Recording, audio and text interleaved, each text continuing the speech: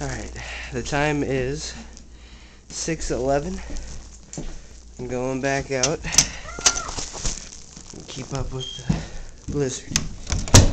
Now, if you've seen the video earlier, there was a little bit of snow in here, and now it's getting worse. Here we go. My mom's going to CVS. She's probably gonna die, but she was too stubborn to listen. Alright, here we go. As you can see, there's a lot more snow than there was last time. Wind picked up a lot. Winter tried something. Oh yeah, she's yelling at me for being out here.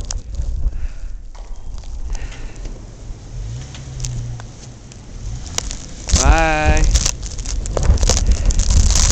So yeah, I'm gonna see about 4 feet now.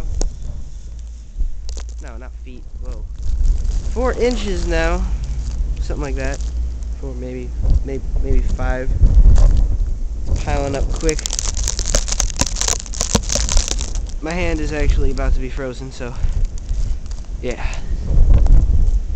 Just take it all in quickly, see how bad it's gotten. I tried to sweep off the car so she could leave, and then she took the Jeep, but now it's piling back up on it.